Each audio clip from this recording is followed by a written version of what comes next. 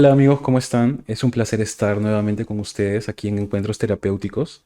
El día de hoy vamos a estar hablando con el doctor en psicología David Brazier, que es un escritor de orientación budista con más de 12 libros publicados en el tema, con 50 años de práctica profesional y, en mi opinión personal, con una gran experiencia y calidad humana.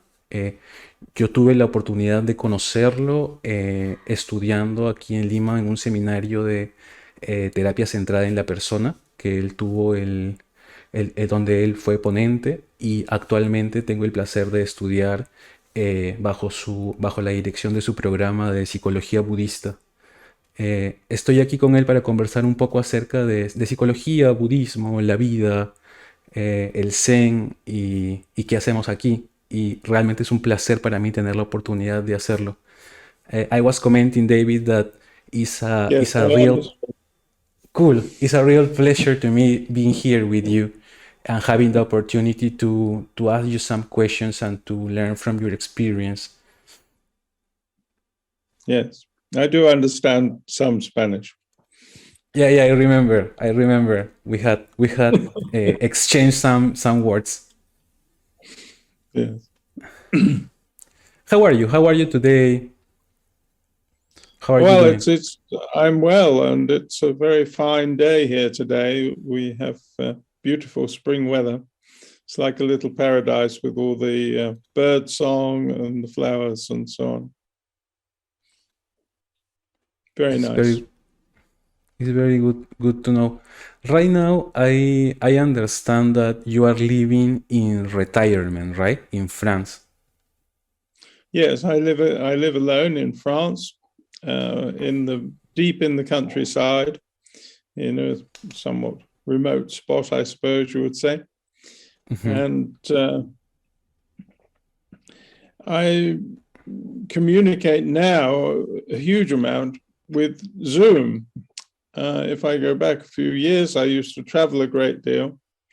And then I had an illness which prevented me traveling for about 3 years. And then I was just beginning to think about traveling again, and the pandemic arrived. So I've been holed up here in France for quite a long time. But yes, you could say I was retired. I'm still pretty busy, but my life has changed, yes. So in a way, it's like the situation made you stay in France, held you there. First, because you were, I understand that you were sick. You get very sick, right? Yes, I was very ill, and that confined me here for a time. But I'm quite content here in France. It's very pleasant. Cool. Um, you were talking about like being outside in the country, also like in a kind of retirement, but also being busy and being in touch with the world over the internet, over the Zoom. Like for example, now we are doing this interview. I'm in Peru. You are there in France. So That's I right. under. And earlier today, I was in a conference with people in Japan. Mhm. So yes, I'm very the pandemic particularly has made everybody use Zoom or some equivalent. And so one is in contact with people all over the planet quite regularly. And uh, after this encounter with sickness and this decision to remain there for a while to recover, uh, how is your relationship with the concept of death, of ceasing things, of uh, getting sick, and in general of suffering? I'm perfectly at peace with it. It it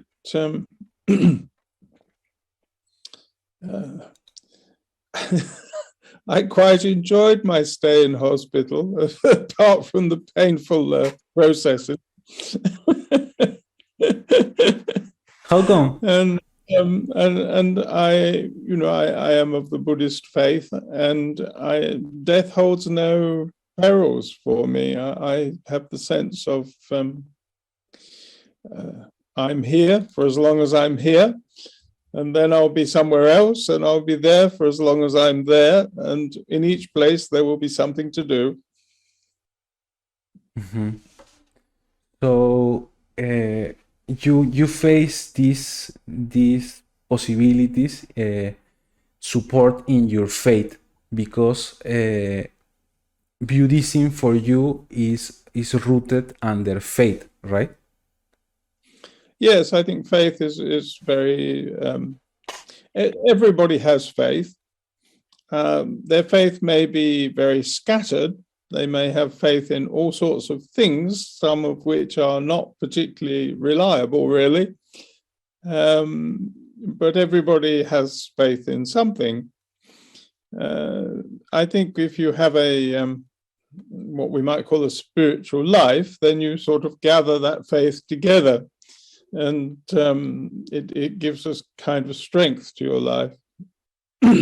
Yes, maybe we can start from that and talking a bit about faith. The other day I made you a question, and after I made it, I realized that I was being a bit that I was wrong in the way I was asking this, because I told you, like, what could you told the average person that is not so interested in a spiritual journey?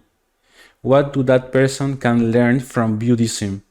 And you answer me something very beautiful that I want to share, that in your own opinion of things, every human being is an spiritual journey, no matter even if they are conscious of that, or how depth that journey is. And then I understand that sometimes we identify this spiritual journey with knowing things, right? Like with learning, like a deep philosophy about stuff, and maybe it's not even that. So could you expand a bit about this that you were explaining to me the other day? There are a variety of philosophies and religious systems which are aids, but the faith is more fundamental than the system. Over the years, my understanding of Buddhism and my understanding of religion generally has changed in various ways, but my faith remains the same. Faith is a quality, a bit like courage, say. It's a thing of the heart, and it carries you through. And the different philosophies and systems and concepts and ideas and so on, they are supports. Some are better than others, but they are supports for your faith. To argue about the concepts is a bit silly, really. There is a certain amount of conflict in the world between people of different systems, but to argue and fight about who has the best definition of love and compassion is a bit crazy, really. Especially if you are centered in love and compassion, right? Like, it's not very logical to argue like my love is better than yours, or my compassion is more compassionate. Yes. Instead of just my compassion is better than yours, so I'm going to kill you. It's not a very logical kind of. So yes, and how do you relate it? Knowing that, how do you relate it with this concept of religion that is ambivalent, right? Because it's beautiful and it's rooted on faith, in this feeling that you were describing, but also religion has been used as a political tool, as a power tool. As an institution, yes. Some religious institutions are pernicious. There's no doubt about it. I suppose what happens is that there is a source of inspiration, which might be particularly associated with a particular teacher. It might be Buddha, it might be Jesus, it might be whoever. And this person is inspired, has great faith, and that this affects other people, and they acquire faith, and it starts to spread. And initially, it is in its pure form, as it were. But as it spreads and becomes pure,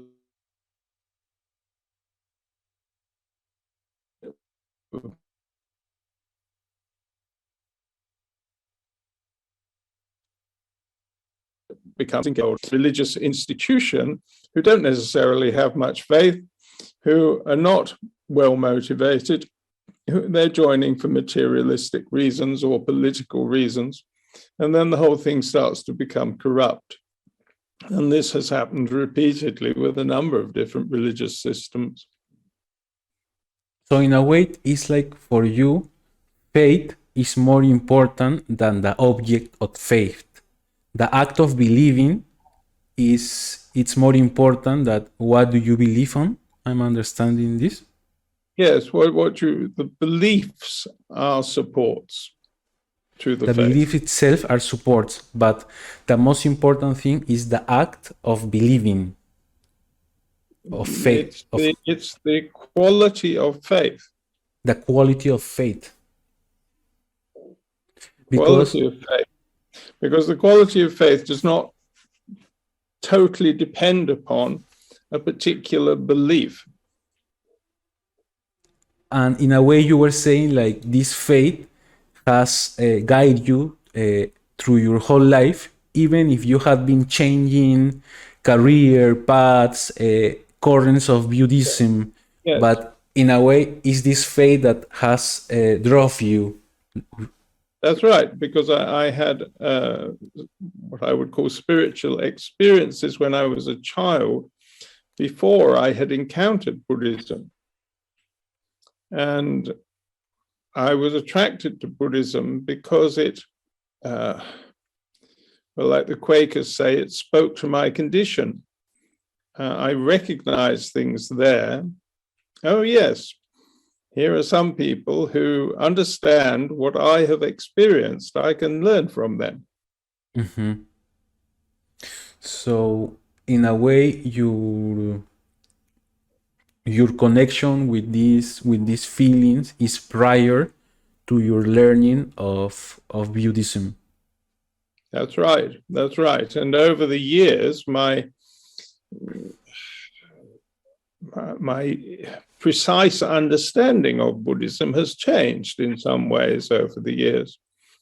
This is what I mean by saying you're on a journey. Your beliefs and concepts and so on, they don't remain identical from the beginning to the end. Mm-hmm. The beginning, you grasp hold of something and you think that's how it seems sensible. Later, you find other ways of seeing things. And that's all right. There's nothing wrong with that. And when I'm working with a client, I expect that there will be change. They will develop, they will grow, they will look at things in new ways, they will find new aspects to life. They will see the experiences they've already had in new ways, and they will have new experiences.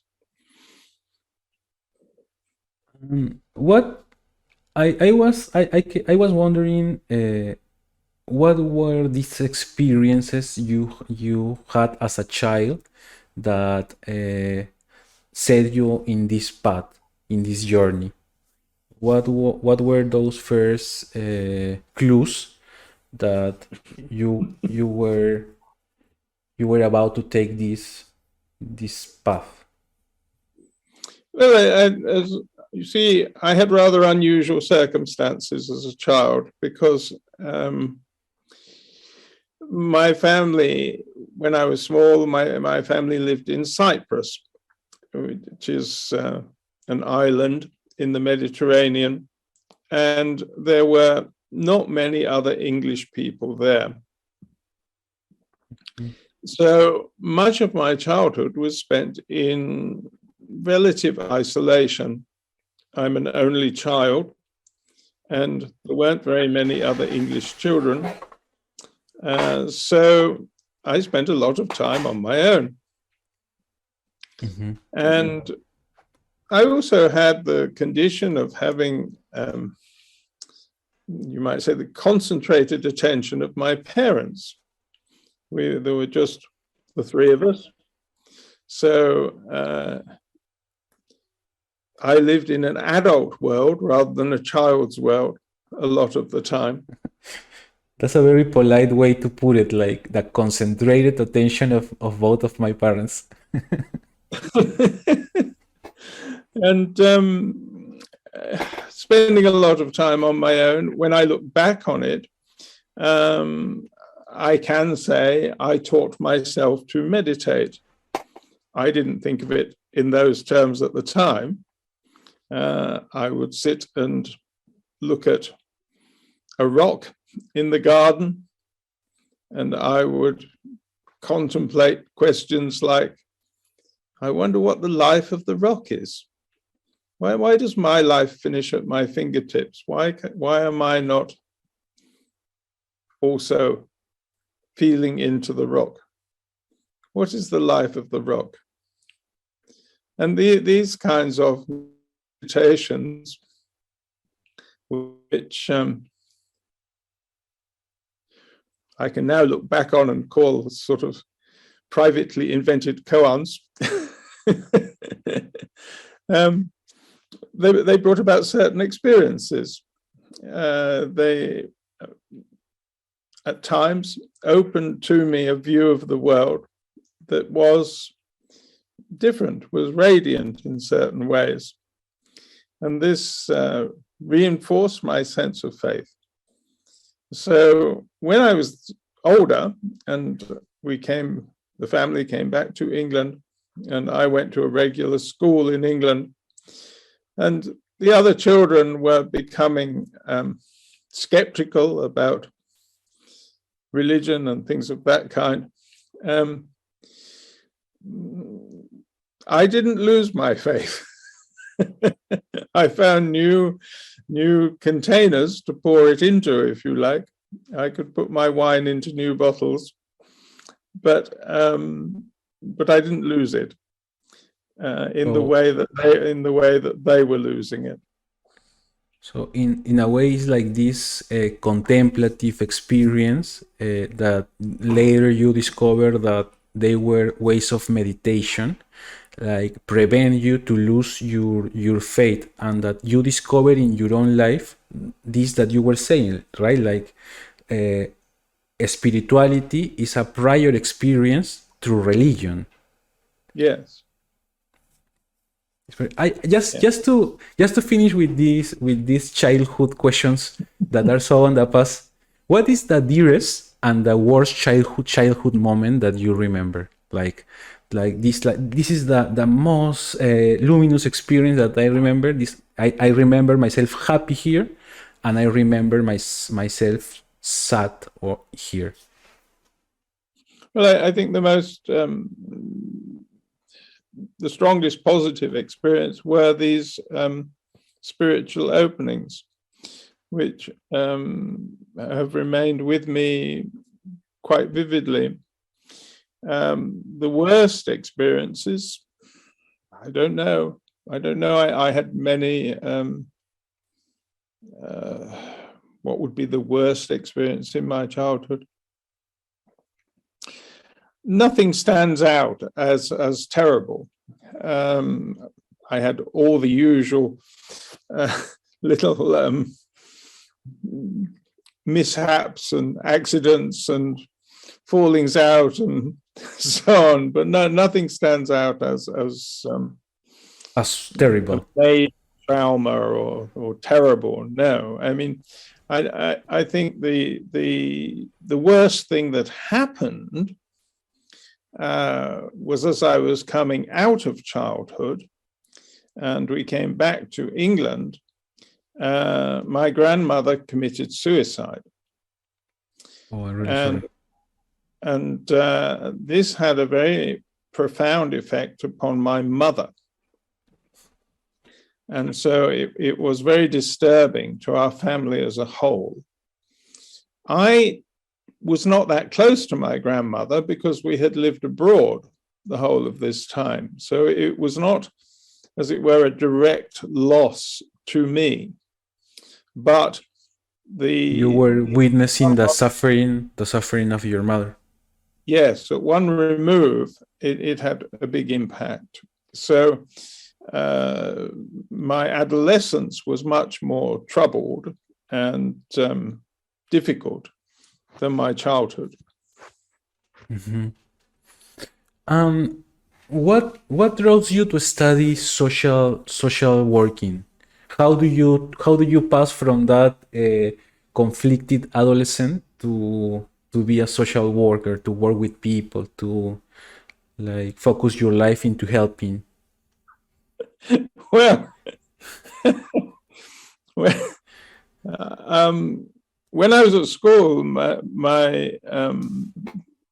the subjects that I was most interested in were geography, history, subjects which did involve human process, the character of people, how people have adjusted to the world.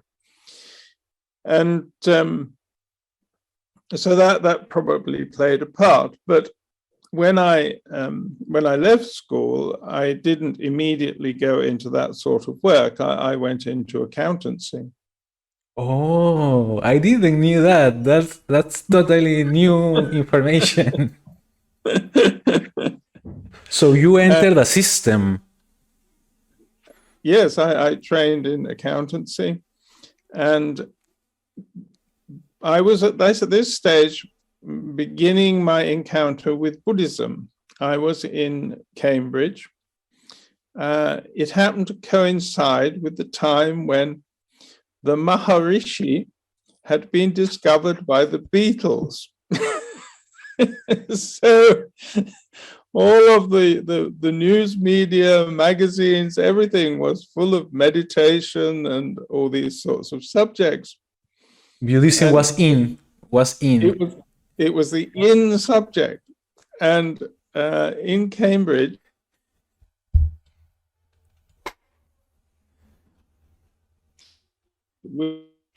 up to that point had been a very small affair, half a dozen people. David, sorry, I lost you. Suddenly, it was having meetings with... I lost you for a bit. The connection is a bit unstable. Okay. Please give me a second to... I was in Cambridge. Yeah. Beatles had discovered the Maharishi. It was all in the news. It was the in subject. Everybody was talking about it, doing it, and so on. In Cambridge, there was a Buddhist society connected with the university. Up to that point, it had been a very small affair, half a dozen people probably. But suddenly, it was having meetings with large crowds coming. And because it was Cambridge, it was in a position to invite speakers who would respond. Any Buddhist teacher who visited Britain would likely get an invitation to go and speak at Cambridge, and they would come. So every week we had some significant figure from the Buddhist world coming to give lectures. We also had some resident people teaching. So Nai Boonman was teaching samatha meditation. Chogyam Trungpa would come once a month and give teachings. Lance Cousins lived in Cambridge at that time. He was a Theravadin teacher. And there were others. There were Chimi Rinpoche, a Tibetan teacher, a very good teacher, was resident in Cambridge. So suddenly I was meeting all these people, and this was a rather wonderful time and experience. And in due course, I became chairperson of the Cambridge Buddhist Society. So this put me in an even better position to meet all of the celebrated people who came to lecture and so on. And this was all very wonderful. And towards the end of this time, I met Ju Kenneth Roshi, a Soto Zen teacher, English, who had recently returned from Japan. And I became her disciple for many, many years and studied Soto Zen. Mm-hmm. So it's like Buddhism is the other way around. It's not that social working took you to Buddhism, but Buddhism took you in the path to social working. That's right. That's right. Because I was getting involved with all these Buddhist teachers, I thought about the issue of right livelihood. And this is a Buddhist principle. And I was acquiring these skills in accountancy and so on.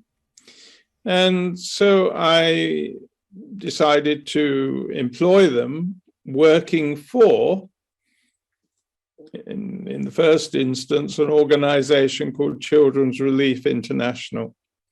And that was my first step into social work. And subsequently, there were more steps and more training, and I gradually got into social work and psychiatric social work, and from there into psychotherapy. I understand. And I was hearing that you had worked over your life with different teachers of Buddhism and with different Buddhism approaches, right? Different ways to understand the Buddhism. And I understand that now you practice, I don't know how to say, an approach, a current, what's the correct word for this, but you practice under Pure Land tradition. Could you share with us what do that means, and what do you had chose this tradition for you? What gives you? Well, certainly I studied with a number of different teachers. I've already mentioned Chogyam Trungpa and Nai Bunman, who are from two very different strands of Buddhism. Nai Bunman was teaching samatha meditation, and Chogyam Trungpa was teaching the Kagyapa tantric approach to Buddhism, Tibetan style. Mm-hmm. And I studied with both of them. And then I found a Zen teacher and studied for many years in Zen. And I had been exposed to all these other teachers in my time in Cambridge. So I was never kind of narrowly dedicated just to one tradition. Mm-hmm. Subsequently, I studied for a time with Thich Nhat Hanh. And Thich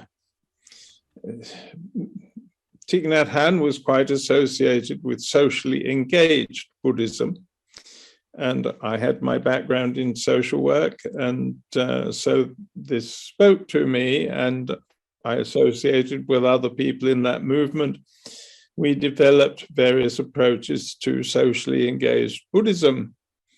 And we set up a group. We had several attempts to set up a group dedicated to promoting socially engaged Buddhism. Now, this group gradually acquired quite a number of members who actually were nothing to do with Thich Nhat Hanh or that particular tradition. They were interested in social engagement, Buddhism generally, or Buddhism of various kinds. So in effect, we became a rather independent sort of group. Now, at this time, we received quite a bit of help from teachers, groups that were in the Pure Land tradition. Now, this led to us gravitating slowly towards that style of Buddhism. But it was a very easy and welcome transition, if you like, for me. My Zen teacher, Kenneth Roshi, had a rather Pure Land style. She had trained in Japan. All of Japanese Buddhism is influenced by Pure Land. Pure Land, the four largest denominations of Buddhism in Japan, 3 of them are Pure Land. So the Japanese culture is somewhat influenced by Pure Land Buddhism. So even if you go to Japan and you study Zen or Tiantai or Shingon or whatever, some Pure Land is bound to rub off on you. Mm-hmm. And Pure Land influenced that the different approaches in Japan, I understand. And could you try to explain in a very simple words, what's the main difference that Pure Land offers? What is the difference of this Buddhist approach? Well, there's various ways you could talk about this. You could say that when the Buddha, Shakyamuni Buddha, had died, some people would have thought, okay, so what we must do is to follow in his footsteps. We must do what he did and achieve what he achieved by some series of practices or training. This is generally referred to as a self-power approach. By myself, I will achieve what Buddha Enlightenment. achieved. Okay, so this is one approach to Buddhism. There would have been other people who would have said, well, I'm not so sure about that. I met the Buddha. Before I met the Buddha, I had done no spiritual practice. I met the Buddha. I spent half an hour talking to him, and my life has never been the same since. It was not a matter of long years of training. What came to me as a gift. It just walked into my life. This is called other power Buddhism. It is something you receive. The Dharma drops into your lap. And this is what is the quality of that? Well, something happened between that person and the Buddha that person then had faith in. What was awakened in them was faith. Mm-hmm. And you could say the faith was given to them, or you could say it was woken up in them, that they already had it, and it was crystallized in some way. These are different ways of talking about it. But it's a gift. The Dharma is already in the world, and you can receive it. Now, many of the people who in history who have become great Pure Land Buddhist teachers started off in a self-power approach. They began their religious life and career in a self-power approach.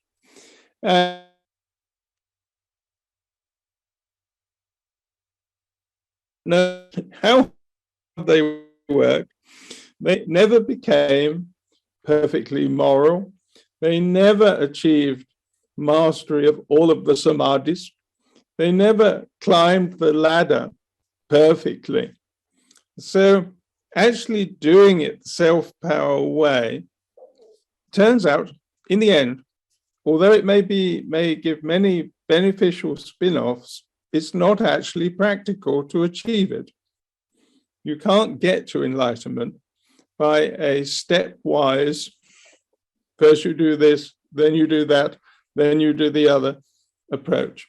It doesn't work.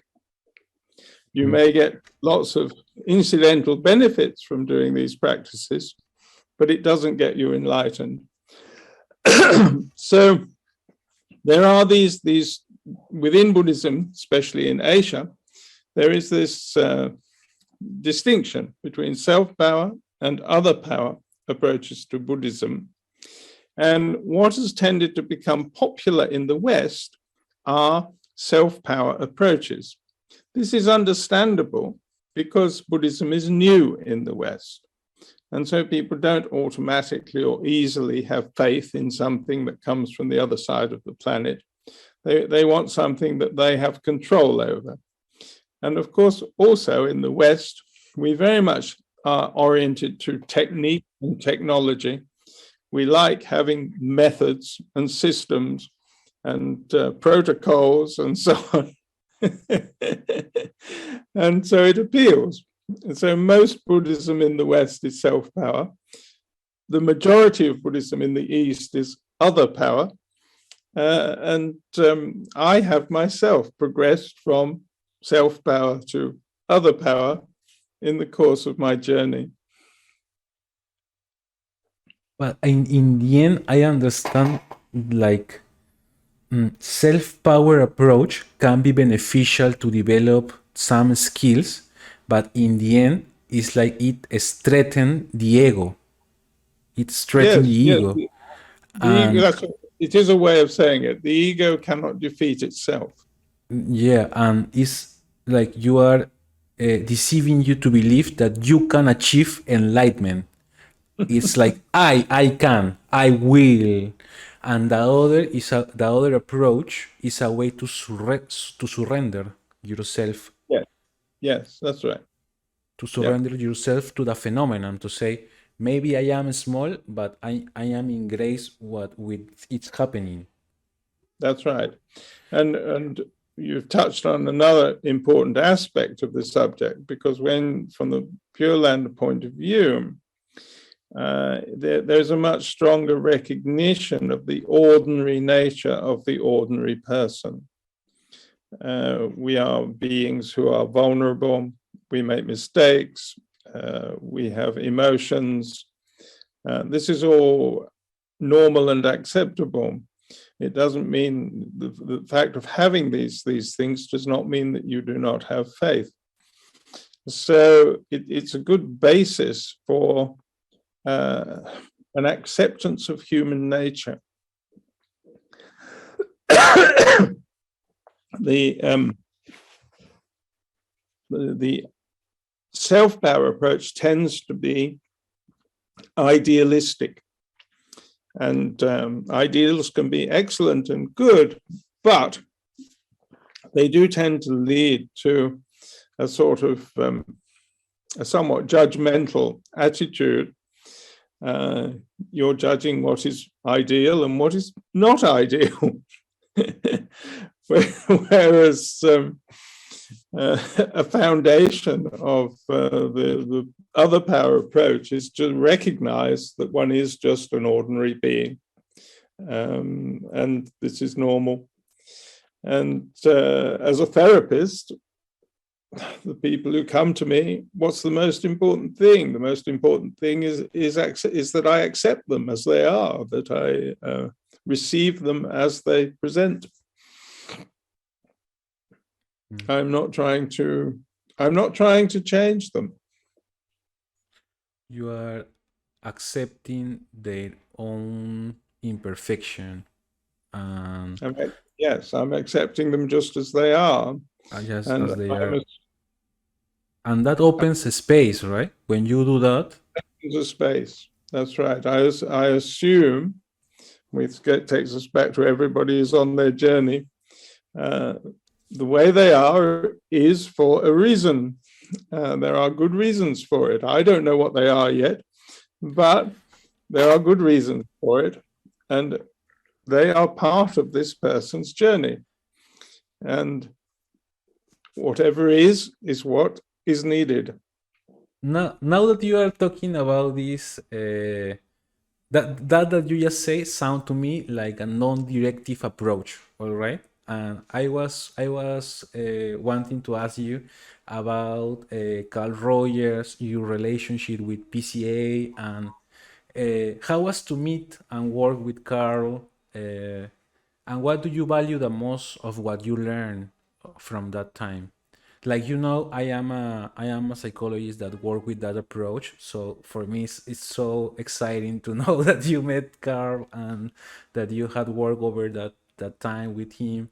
So could you Yes, I met Carl Rogers.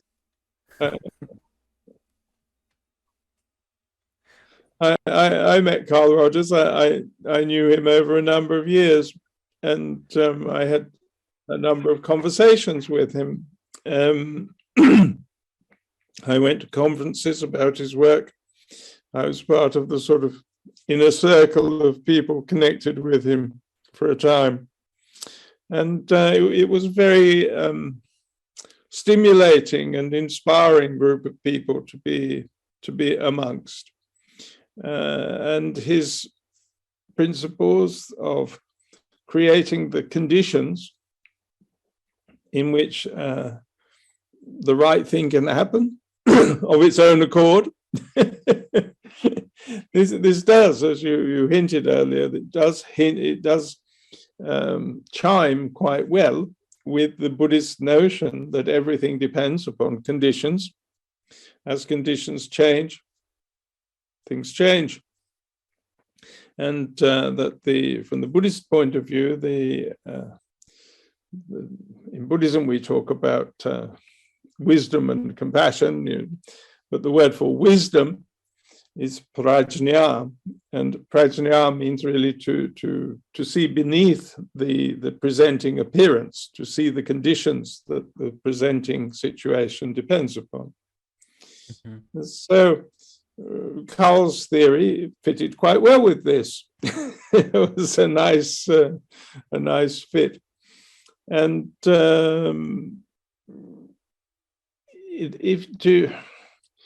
Rogers' person-centered approach has become a kind of, how can you say, perhaps a slightly watered-down version of it has become very widespread.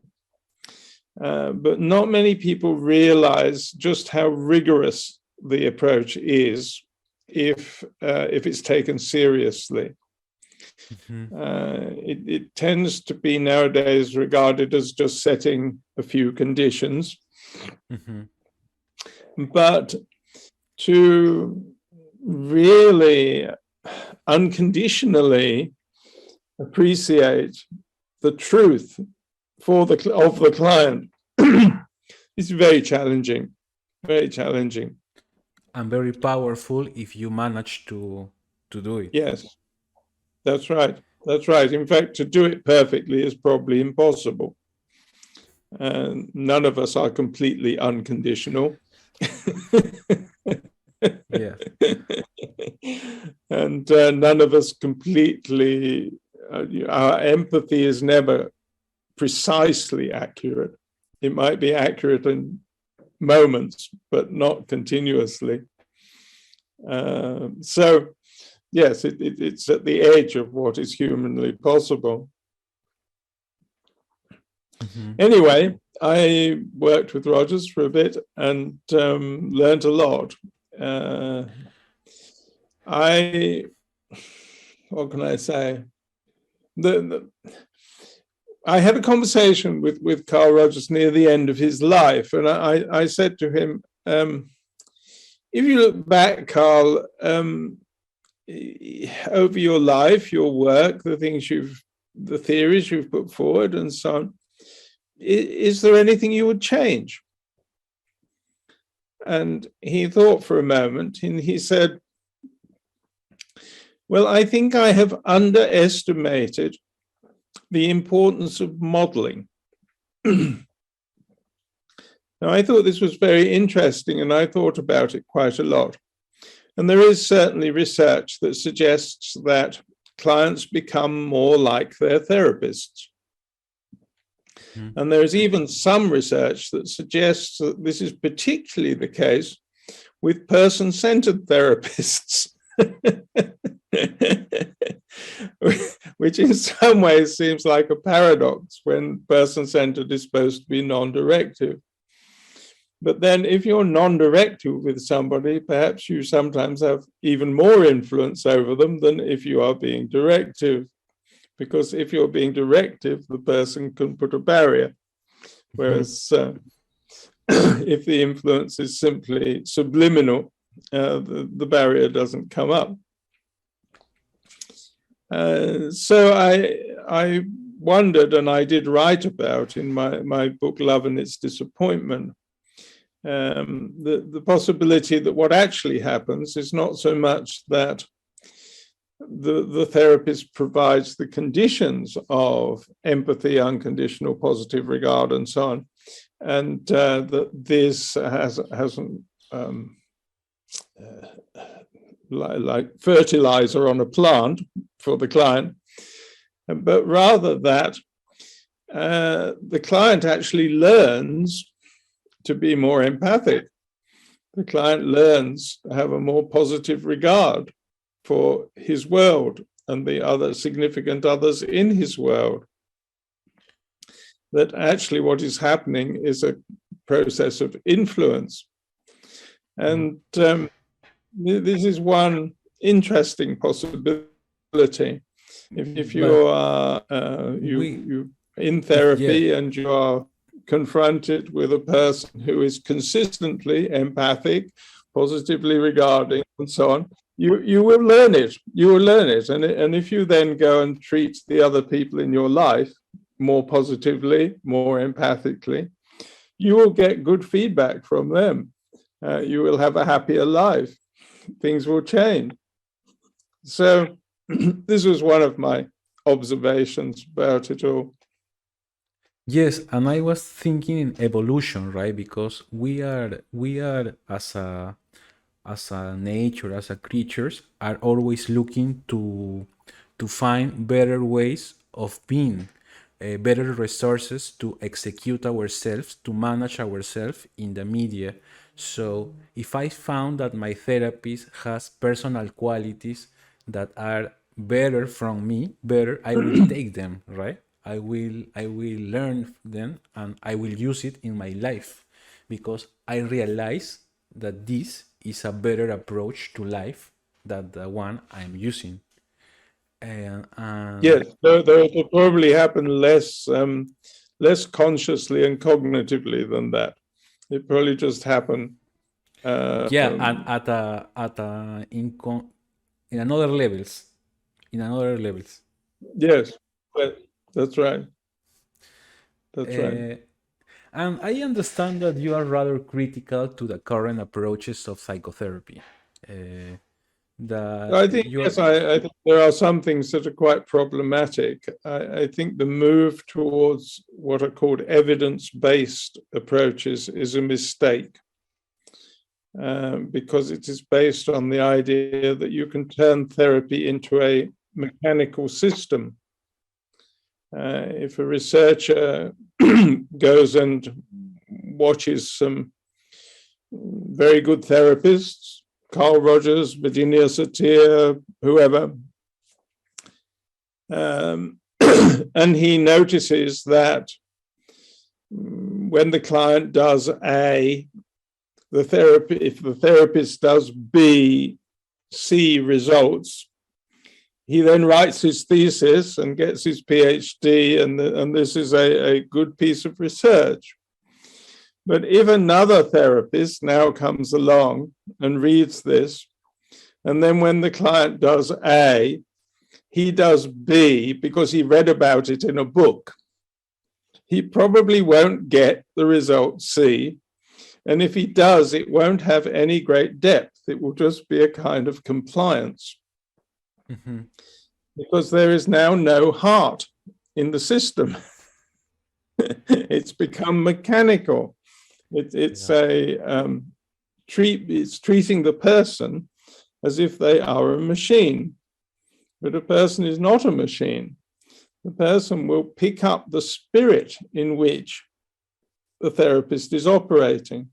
And if the therapist is operating in the spirit of rolling out a technique and treating the client as if they were an inanimate object, this will not have the effect of bringing the client more to life, which is what therapy is all about. It will have rather the opposite effect. So the outside view, the researcher has an outside view, but it's no good trying to then replicate that when you're on the inside situation. In the relation. But yeah, but if you talk about spirit in the current state of science, how do you can reconcile the concept of spirit, you of can't. soul, with an evidence-based right. approach? The spirit of the times is against it. But I can't do much about that.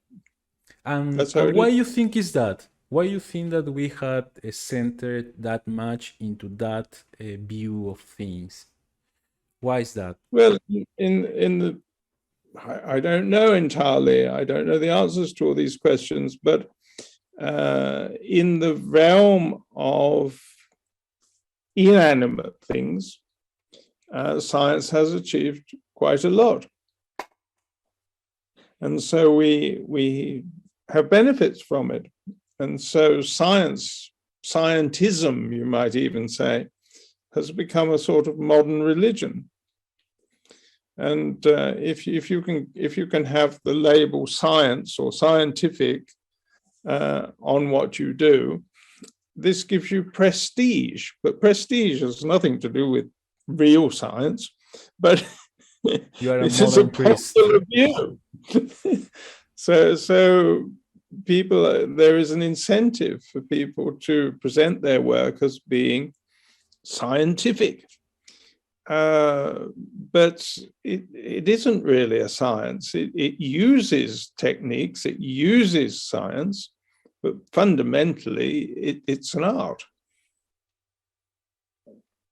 That was also something we were talking about the other day, right? That how psychotherapy now is only being considered as a science, also psychology, but how psychotherapy is about the unique creativity act, this unique moment that happened in the relation, and that's not science. That is something. It's like when you are jamming with somebody else. You are touching some music that it will not gonna be never touched in that way again. You are just sharing. That's right. Yes, science is largely concerned with prediction and control, but so that you can reproduce something. But you can't reproduce the dream you had last night.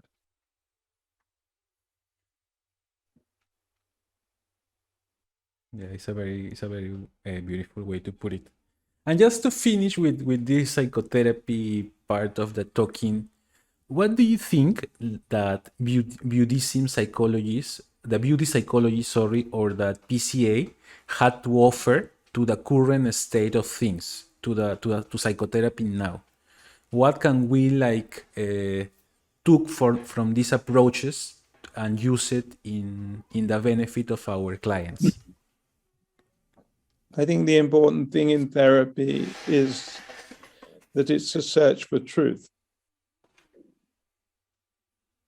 I think even the idea that I am here to help the client is not quite right. I am here to help the client discover the truth of his life, ultimately the truth of life, the truth of the human condition. And this is an exploration that we undertake together to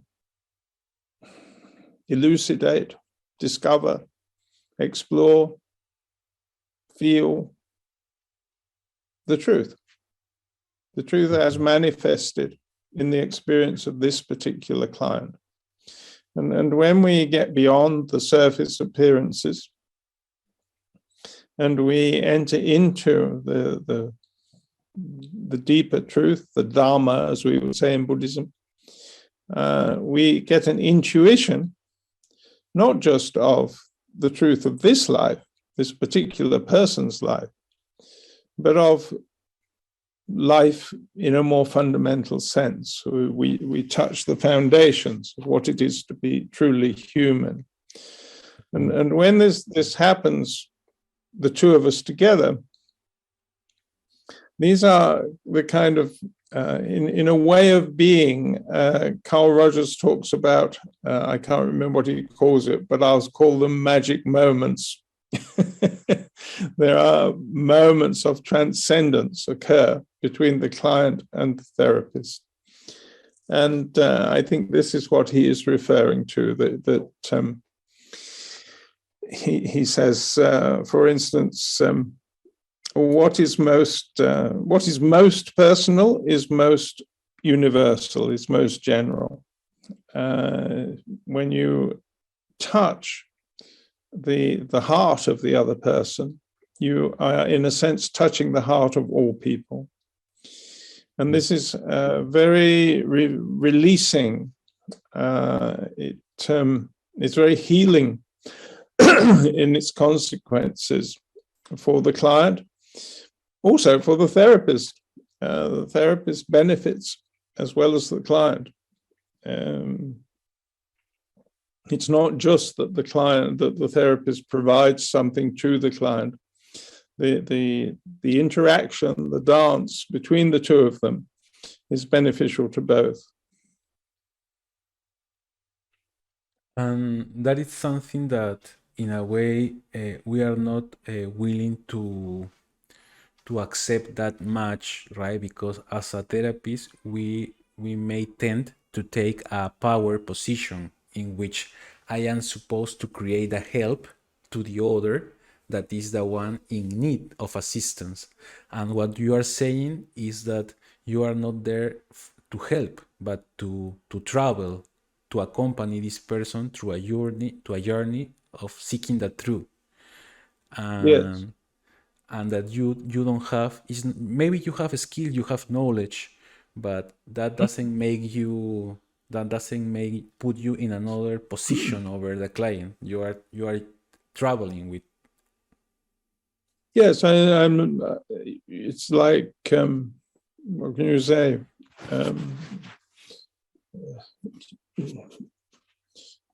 A trail finder might go out into the wilderness with somebody, and without them having a particular final destination in view, they're going out to explore. What the Pathfinder has is some skills in surviving in that environment and finding trails. But it's entirely up to the client which way they go, what they do, where they go. So I have some skills in helping the client to stay focused, for instance, on whatever it is that he's exploring. But what he's going to find there, I have no idea. I'm very interested. I want to go with him. He may invite me with him. He may not. Sometimes you actually facilitate a client making their exploration, and you never find out what they found. But they found something, and they maybe change in various ways. But your skills are skills in holding the process. They're not skills in knowing how somebody should live their life. Like maintaining the presence, your presence, yes. the connection with the moment and with the process, more than to impose your own beliefs. Yes, that's right. So the client might start talking about a particular relationship. I have some skill in keeping them focused upon that relationship. And I have some skill in empathy, in sensing what is going on for them while they are focused on that relationship. But what they should do with that relationship, I have no idea. Should they be fighting this person? Should they be seducing this person? Should they be moving away from this person? Should they be moving towards this person? I don't know. That's a personal decision. And you... Well, it will emerge. Yes, it's probably not a cognitive matter, but something will happen. So something will. I trust the process. Something will happen. Trust the process, and Yeah. if you trust the process, you have this deep faith also in this as a psychotherapy. I understand that if you trust the process and if you are present, something will emerge. That's right. Trusting the process is a psychological way of saying, I believe that everybody is on their spiritual path and it will unfold as it should. I have way too much questions. I will ask you for another interview other day. I don't wanna spend much of your time, so I will just finish. I will just like to finish with two things. The first, I will like to share a small verse that you shared with us in the Buddhist psychology first seminar, the first lecture, that goes like this: mind goes ahead and dharmas follow. Mind is chief, mind may are they. If one speak or acts with weakened mind, afflictions follow, as the wheel follows the hoof. That is... This is the first verse of the Dhammapada. This is the first verse of the Dharmapada, and I always keep thinking about this metaphor of the wheel following the hoof. How our actions, how our mind lead our behavior, lead what we are, and how we can, I don't know, interact with this. If we realize this, we can also make the wheel goes to the path, the right path, I will say, okay, the path we want.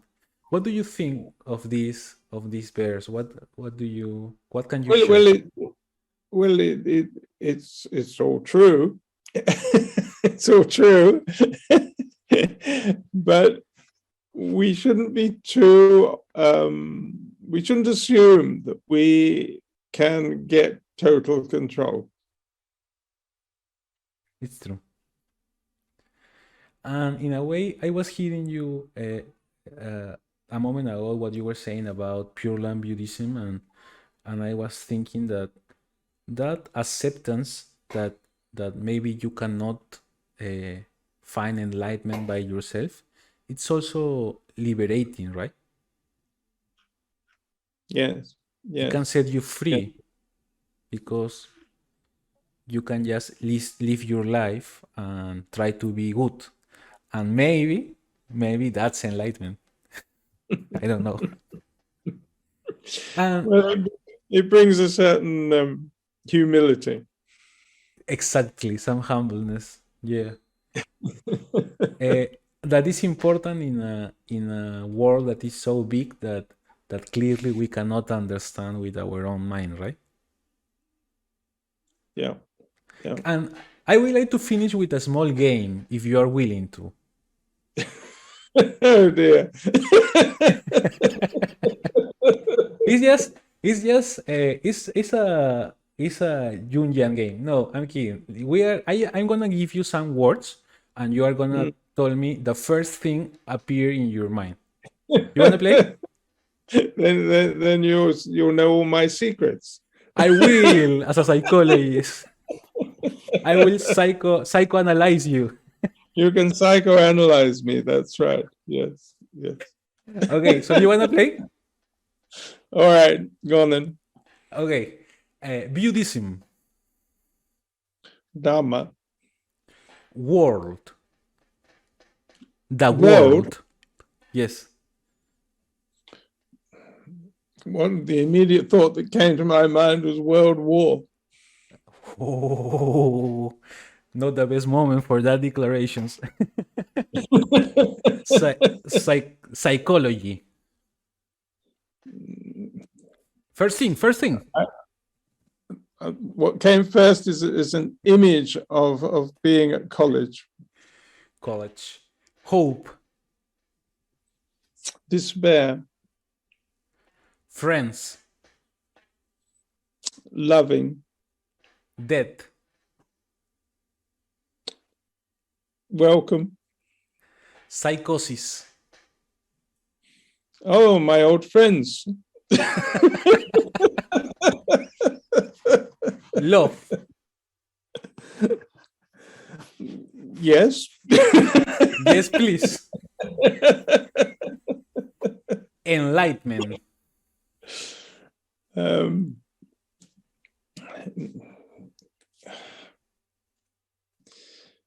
The enlightenment, the sense of being lighter. The sense of being lighter. Dogs. Dogs. Cats. England. Home. Science. Science. Science is science. Science is science. Sorrow. Sorrow.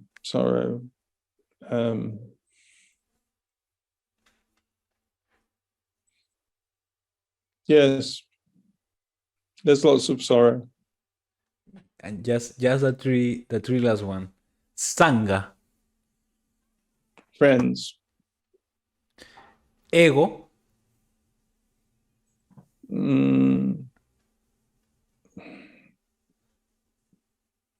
Ego. Self. And freedom. Freedom is a nice spring day. Thank you very much, David. Thank you very much for the disposition and your time. I really appreciate it. I really appreciate to talk to you. Yes, nice talking to you too. If there is something else, something that you would like to share, I think we've done enough for today. Cool. So it has been very nice to talk to you. I really appreciate it. And I hope to talk to you again someday regarding all these other questions that I couldn't make today. Yes. I send you a big hug, David. Thank you very much. Un abrazo.